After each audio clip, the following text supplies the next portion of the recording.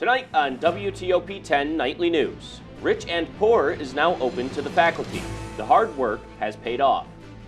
With the warmer weather, residents of central New York are reminded of the burn ban that is still in effect. And WTOP reporter Thomas Cafarella is in Syracuse to talk with young activists. WTOP-10 Nightly News starts now.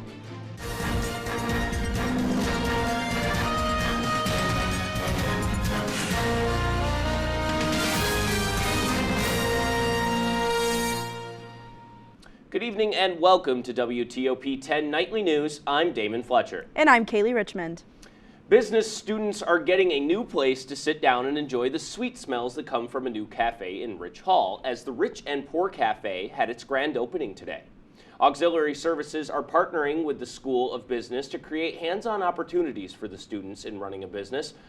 Our WTOP-10 reporter Scott Brudebaker was there for the opening and found that most rewarding part for the faculty is seeing the creativity for their students. It's been a privilege to work with these students. They're bright and talented and creative, and they've got that entrepreneurial spark. The new cafe resides in the former home of the Wall Street Market. It was closed due to the loss of profits. With the cafe's new life also comes a 400-level course where students also gain college credit while contributing to the quality of life on campus. Penfield Library is hosting SUNY Oswego Faculty Award winners Roberta and Rasika Churchill as they plan to share highlights and insights into their own research activities. Each will share their separate expertise in Latino literature and culture, as well as the knot theory within the worlds of mathematics. All campus community members are invited to attend the event. For more information, please visit the Penfield Library website. The Oswego County Sheriff has announced that boat safety classes will be held in April and June. New York State requires boaters to have a safety certificate if they wish to operate a personal watercraft and are older than the age of 10. The next course will be held on April 23rd at the New Haven Town Hall from 8 a.m. to 4 p.m. For more information, please contact Jessica Lighthall weekdays from 7:30 a.m. to 4 p.m. at 315-349-3372. 37-year-old Kobe Bacchus has been sentenced with 18 years to life in prison by Oswego County Court Judge Melinda McGonigal. Bacchus recently pled guilty to second-degree murder after fatally assaulting an 82-year-old Fulton man this past year. After sentencing, Chief Assistant District Attorney Mark Moody commented on the scene, stating the Fulton police have done an outstanding job, and justice has been served by the sentence. In an attempt to slow the rate of homelessness in our region, the Housing and Homeless Coalition of Central New York is turning to a group of kids and young adults for input. As our Thomas Cafarella reports, members of the group have overcome displacement and hope for their experiences can help contain the increasing rate of homelessness in central New York. It's an alarming trend in Onondaga County, and Ash Carey has experienced it firsthand. I never thought it would happen to me. I never planned to be couch hopping without a secure place to stay, without knowing where my next meal was coming from. It's not something you plan for. Ash, a Syracuse native, was evicted from their home in Rochester because of rising rent prices, forcing them back into their hometown and leaving behind more than just a home, their form of self-expression too, drag. It's very impossible to do something that you love when you're in that position because you really have no resources to be able to do it. Drag was a distant memory until the Housing and Homeless Coalition helped Ash gain independence. Now, they are performing again and asking people of all ages to speak up in the fight against homelessness, so no one has to let go of their passion.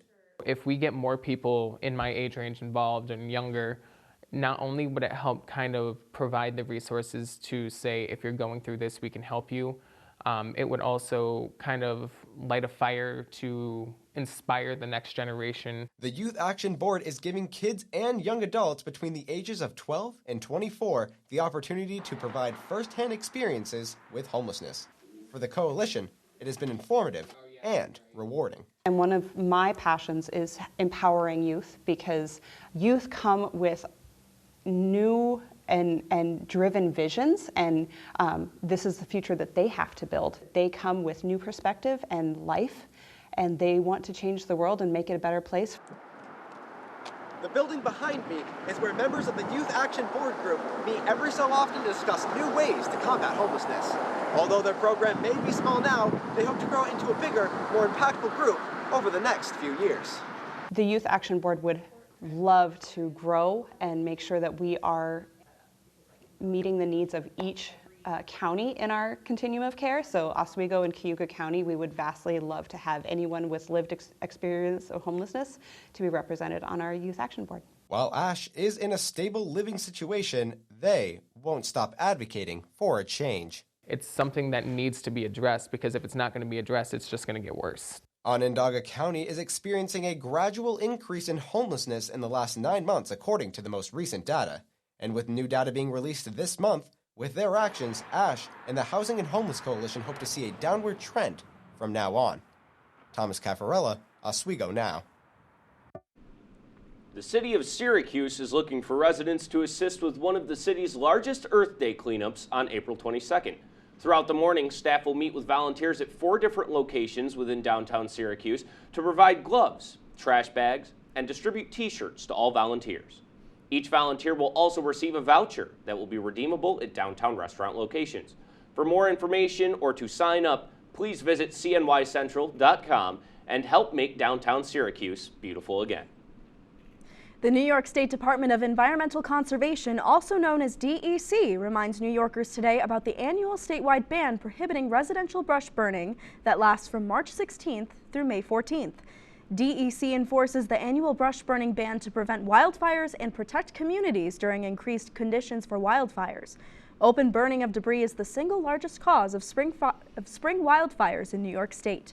To report a wildfire or illegal activity on state lands, called 1-833-369-77264. Speaking of warmer weather, it's time to flip to our Storm Team 10 meteorologist, Zeke Caldon. The weather today was windy and warm. Will that be the case for the rest of the week? Well, I'm not going to spoil it too quickly, but yeah, I'll talk about how long those warm temperatures will stay, and definitely right about the wind today. We had some fire weather watches and red flag warnings across our state today, so you definitely want to follow those burn bans, as this is fire weather season and it can be pretty dangerous. So I'll talk about those warm temperatures and weekend plans coming up in your forecast. Now back to the desk. Coming up later tonight, a legal matter over an abortion medication lies in limbo. And a homecoming visit for the president overseas.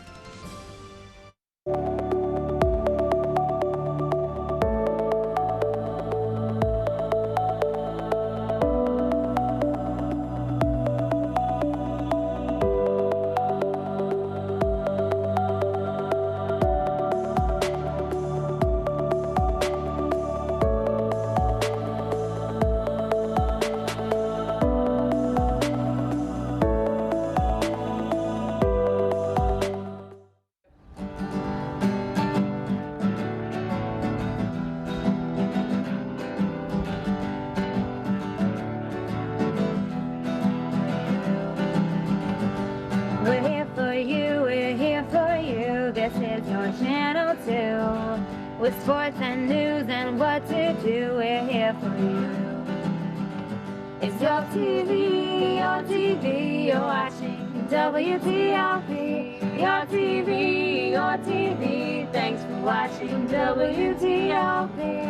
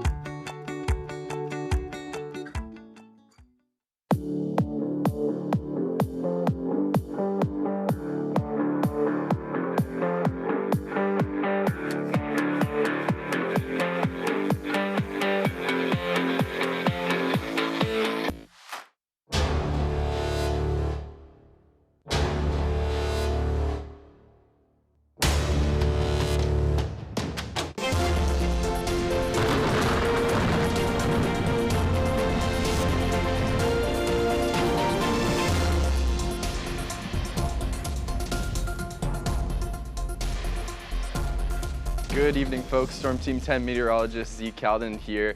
with your forecast. Earlier in my Zeke Peek, I talked about the fire weather conditions that we had today. We had a few fire weather warnings, red flag warnings, whatever you want to call it, over the state today. And yeah, it was windy today, windy enough to knock the trash can over to your neighbor's yard. But around the state, dry, which is keeping those fire weather conditions in play as we go through the week. And looking at our current temperatures, it's also warm in the 60s across most of the region. It's standing at 66 in Oswego right now, 69 in my hometown of Albany, 53 over there in Buffalo. And tonight we'll get a little bit cooler, down to 42 degrees, and it'll still be breezy, looking at a gust of 36 miles an hour tonight coming from the west, and those wind speeds are still going to be around 15 to 20 miles an hour. But then tomorrow, winds calm down, we get up to a very nice and beautiful day, mostly sunny and 66 degrees. So it's going to be a nice day, and it's going to stay that way as weather remains pretty quiet as the system, most of the systems move off to our north and don't affect us for a while. And looking further on to this weekend, looking at our grillcast, Friday, beautiful, mostly sunny, 66 degrees. And then Saturday, mostly cloudy, so we'll have some clouds around, but still hanging up there in the upper 60s. And I know you're asking, are we going to have these warm temperatures forever? It's still April in upstate New York, so there's got to be a catch, right? And yeah, you're right, there is a catch. Looking at our 6 to 10 day outlook, you'll see that we get back into that gray outline there, which means that we're back to normal temperatures, because this is not normal temperatures for April. So we'll go back down into those 50s, as you can see, Monday and Tuesday, but really a nice week for the rest of our week here. We're staying up in the upper 60s, lots of sunshine. Nights will only get down into the upper 40s, but then we are going to have to deal with showers, temperatures in the 50s, all that not fun stuff that usually comes with April. So keep it right here on WTOP-10 for the latest on your forecast. That's all I have for now. Back to the desk for the rest. Thank you, Zeke. Congressional leaders known as the Gang of Eight are receiving classified access to classified documents, which were recovered from former President Trump, former Vice President Mike Pence, and President Biden, found in their residences or private offices. Members of the Gang of Eight include leaders of the House of Intelligence Committee and top leaders in both parties who have been pushing for a briefing since the raid at the Mar-a-Lago. An abortion drug runs the risk of becoming unavailable nationwide if no action is taken by the plaintiffs in a medical abortion case. John Lornick reports. The clock is ticking for mifepristone. That's the first pill in the 2-dose regimen that can terminate a pregnancy through 10 weeks gestation. This is a pill that's been around for more than 20 years, I believe 22 years. It's been used in 60 countries. However, Texas federal judge Matthew Kacsmaryk ruled the FDA should suspend approval of the drug, saying the agency didn't consider the trauma and stress women can suffer from ending a pregnancy. We are ready to fight. This is going to be a long fight. We understand this. We stand by FDA's approval. Dozens of officials from biotech and pharmaceutical companies signed an open letter backing the FDA's right to, quote, regulate safe, effective medicines for every American. Republican Representative Nancy Mace agrees, even though she considers herself pro-life.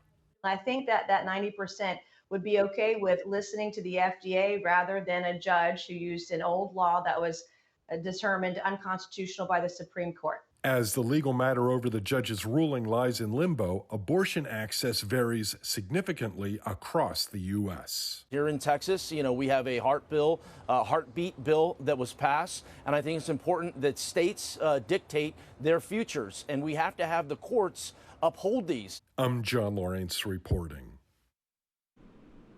The White House said they would, quote, follow the law if the FDA ignores this ruling. In a trip to his ancestral home, President Biden visits Ireland, which may be more than just a homecoming. Biden is first landing in Northern Ireland in the United Kingdom and then going to Ireland. The president said that his goals are to keep the Irish Accords and Windsor agreements in place, while also commemorating the 1998 signing of the Good Friday Agreement, which ended decades of sectarian bloodshed in the Northern Ireland.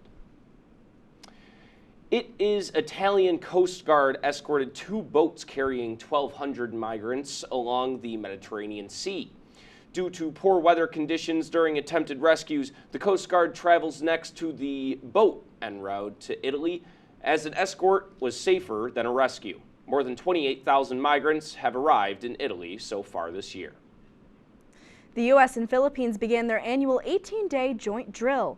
The drill will be the largest, with over 12,000 military personnel from both countries training together. It will include field training in disaster relief preparedness and maritime security. The drills will be conducted across the Southeast Asian country, according to the U.S. Embassy. Stay tuned to find out how Chipotle is going green. And find out what Biden is doing about synthetic drug trades.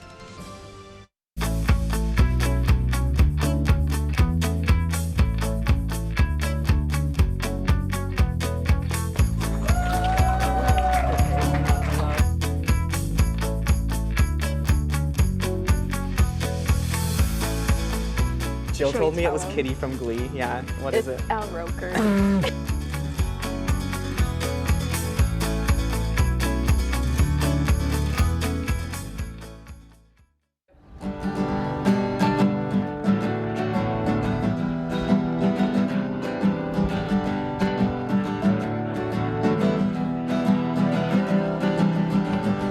We're here for you, we're here for you. This is your channel 2.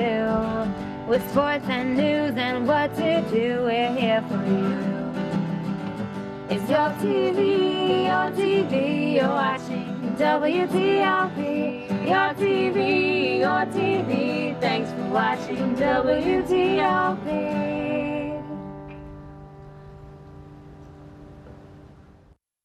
What's going on? Yeah, we go on at like 11:30. It's like No. What do you mean no? It's 10:30. 10:30? Yeah, it's 10:30. What do you mean it's 10:30? Hey, don't touch that. That's my ladder. Hey, man. Whoa. You know this book was already discounted 10%? Wow. Get a closer for that one. Matthew, Look at that. Can we go back inside? I want to sleep in the studio again.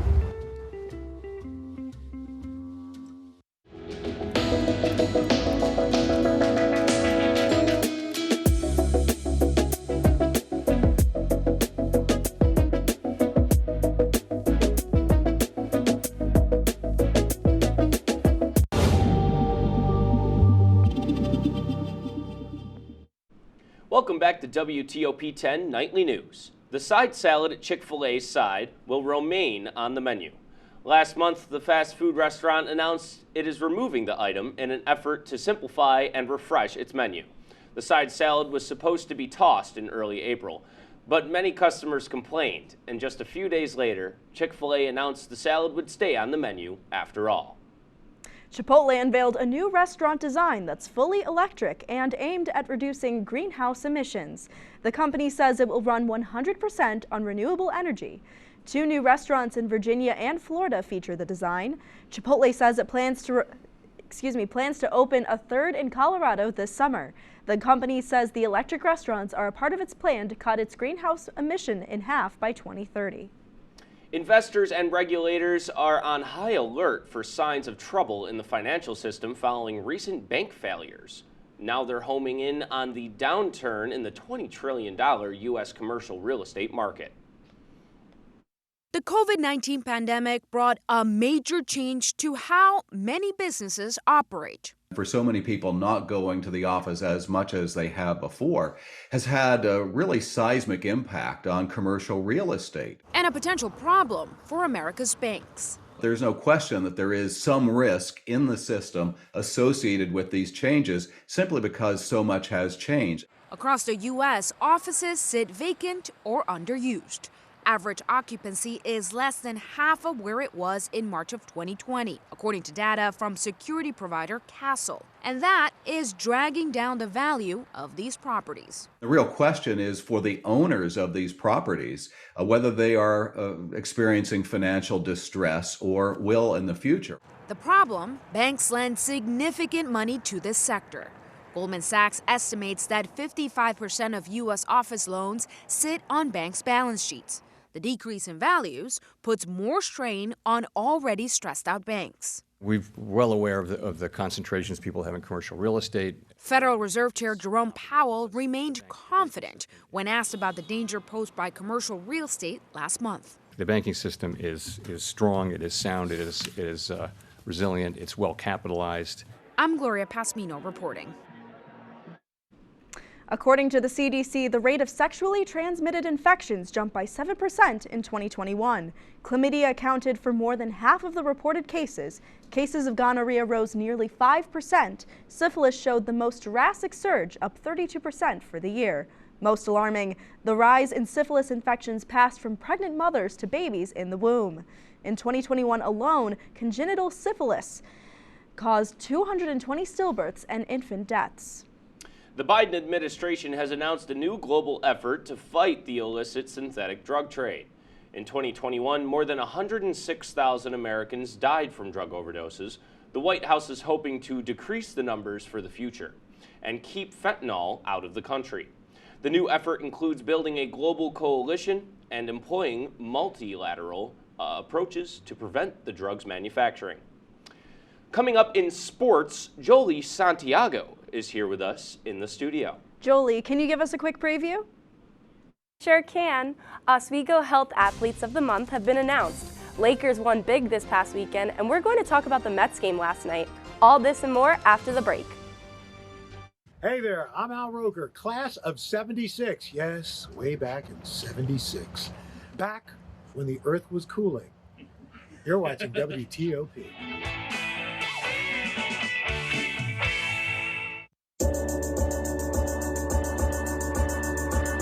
The Kinda Late Show with Chloe and Anna.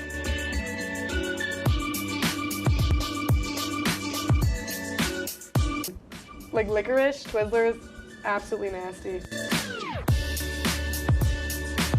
The thought of turkey is just nauseating. I think you're wrong, is what I think. You think I'm wrong a lot of times. I do think you're wrong a lot.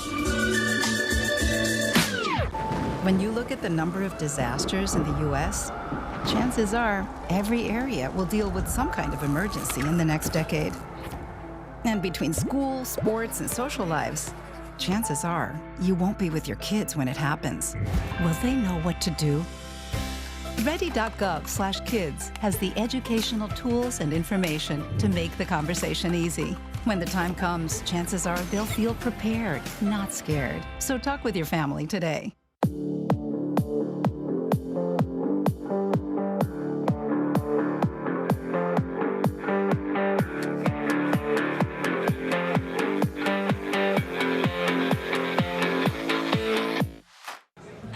Put the keys down, Kevin. But I'm gonna drive home. There are several warning signs present that you shouldn't be driving. I guess I have really been looking for love in this dating app. Yep, I'm definitely gonna call a ride home.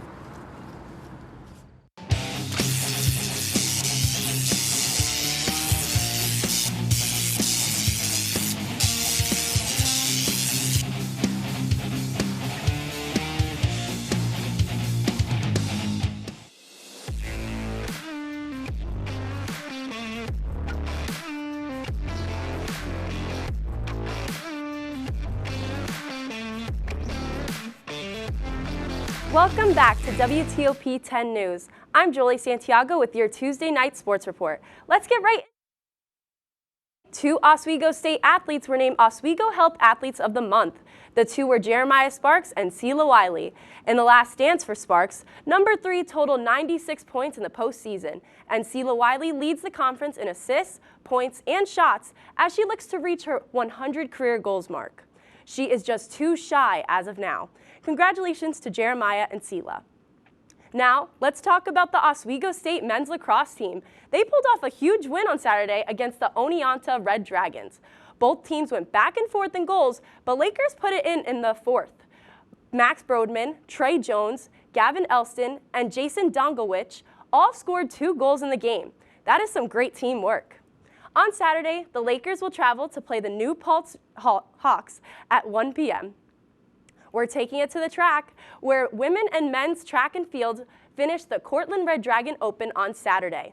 Lakers sophomore Faith Coyle finished second in the women's 800-meter race with a time of 2 minutes and 23 seconds. She was less than 2 seconds behind the winner. Her teammates on the men's 4x100-meter race finished fourth with a time of 45.48 seconds. The Lakers look to take home the gold at their next invitational at the University of Buffalo on April 22nd. Now, just a hop, skip, and jump away, Joey Spallina of the Syracuse University men's lacrosse team was named the Lacrosse Network's Player of the Week and the ACC's Co-Offensive Player of the Week today. The freshman attacker is up to 57 points, which puts him at third for most points in Division I and second most in the ACC. Number 22 is also in the Orange's top 5 for freshman season goals. Now we're going to take things to Queens, New York, where it was a Mets game versus Padres. We had a great game last night. It was at Citi Field. It started at the bottom of the third with Jeff McNeil for a double right down the right field line to score Brandon Nimmo from second and Francisco Lindor from first. This gives the Mets a 2-0 lead in the bottom of the third. Everybody was excited in that stadium. What the energy was, it was amazing. Now, in the top of the sixth, we have Mets reliever John Curtis with a huge strikeout against Matt Carpenter to leave 2 ducks on the pond for the Padres. Then, San Diego Padres sidearm reliever comes in at the bottom of the seventh. Francisco Lindor hits a double down to the left field line to bring in 2 runs to expand the lead 5-0. This had the crowd pumped up. Now it's top of the ninth. Adam Ottavino strikes out Kim Hae-sung with a great pitch on the outside corner to conclude the Mets shutout with a 5-0 lead against the San Diego Padres. The second game of the series is tonight. It actually started 2 hours ago, but it's looking good. Thank you, Jolie. Looks like the Mets are getting off to another great start to probably follow it up with another lackluster season. So I can't wait to see how that's going to turn out. Yeah. So. Yeah, and I know I went to a Mets game last summer, and it was the complete opposite of that. So glad to see that they're back on track. I'm more of a Yankees guy myself. Today is National Pet Day. National Pet Day is a time to pay special attention to our best animal friend. Whatever animal companion brings you joy, take some time today to make sure you're providing the very best environment. Throw away toys that have become unsafe. Verify that vaccinations are up to date, and check tags, microchips, or other forms of ID in case your pet gets lost. And if you don't have a pet, it's a great time to visit your local shelter and maybe offer an animal in need of loving a forever home. Looks great. Just invited one into my house myself. So that's our report for tonight. Be sure to stay tuned for Dom's Dinner Bell. Thank you for watching, everyone. Have a great night.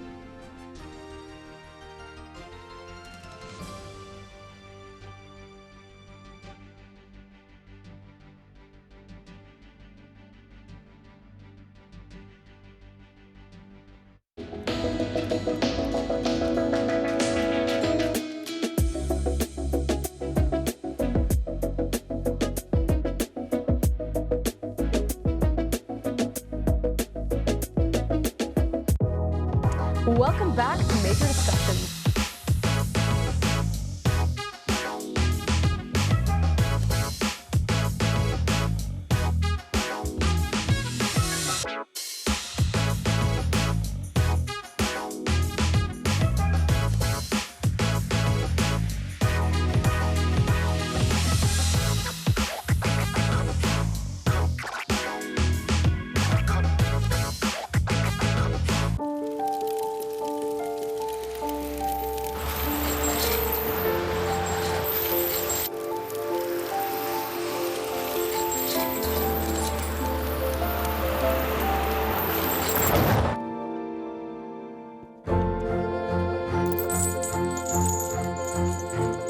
Did you know dragging chains can spark a wildfire?